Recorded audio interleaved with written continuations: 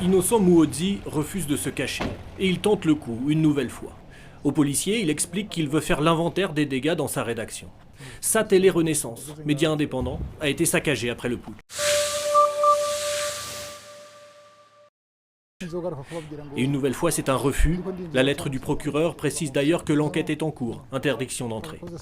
Ils ne veulent pas qu'il y ait de l'information, ils ne veulent pas que les gens sachent ce qui se passe.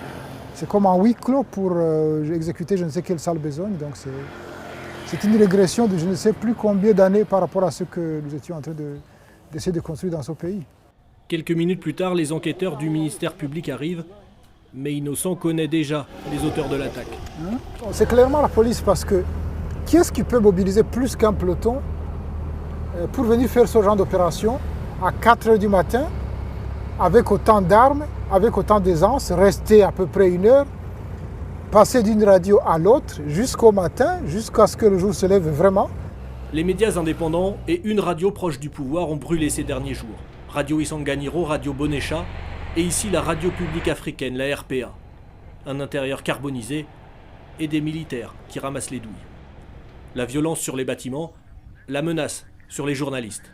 Souvenez-vous, cette voiture brûlée sur le parking de Télé Renaissance, c'est celle d'Alexandre.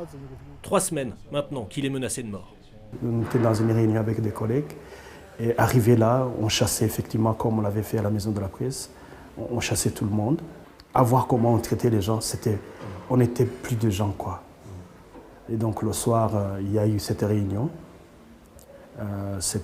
Donc, où on avait dressé une liste des gens à exterminer. Et donc j'étais sur la liste. Alexandre, un clandestin dans son propre pays.